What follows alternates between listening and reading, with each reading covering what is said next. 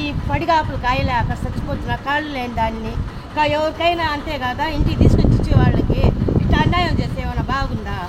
ఇట్లా మీకు ఎందుకు రప్పిస్తున్నారు ఇక్కడికి మీకు తెలుసా? మాకేం తెలుసాయా? ఆ చంద్రబాబు నాయుడు చేసే ద్రోహం కాదు ఇదే. వాళ్ళు చేసి బాగా మంచితనంగా హాయిగా ఇచ్చిన వాళ్ళకి ఇట్లా నాశనం చేస్తుంటే ఎవరైనా ఒప్పుకుంటారా? మీకు వాలంటీర్లు దుష్టశక్తుల్లాగా తయారయ్యేసి ఇంట్లోకి చొరబడుతున్నారు అది ఇది అని చెప్పేసి. పాపం ఏ కోసాని వచ్చేది ఆ పిల్ల 4 గంటలకు వచ్చి తలుపు తట్టి ఫోన్లు చేసి తీసుకొచ్చి ఇస్తున్నారు. 5 సంవత్సరాల నుంచి హాయిగా ఉన్నాం.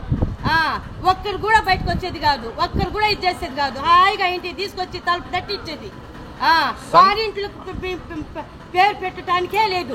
5 సంవత్సరాల నుంచి బాగా హాయిగా ఉన్నాం మేము. ఇప్పుడే ఇట్లా అయిపోయింది. సంఘ విద్రోహ శక్తులుగా మారుతున్నారంటగా వాలంటీర్లు. ఏం లేదు పాపం వాళ్ళ మీద అనుమానం పడటానికే లేదు. ఏ కోసాని వచ్చేది 5 గంటలకు కానీ 4 గంటలకు కానీ 3 గంటలకు కానీ తలుపు తట్టి ఇచ్చేది.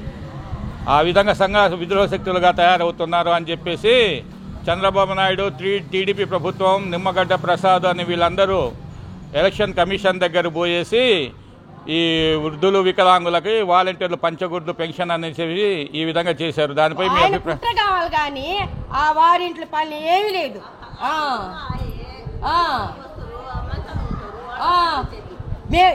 ఇప్పుడు ఆ నుంచి రావటానికి 50 రూపాయలు 100 రూపాయలు ఇచ్చేసి వచ్చే ఆటోలకి అంత కర్మ. ఇంటికి దాకా హాయిగా ఇంటికి ఇచ్చిన వాళ్ళకి ఇదేమన్నా కర్మ? ఇది కర్మగే కదా ఇది. హాయిగా వారింట్లో వచ్చి ఇచ్చే వాళ్ళకి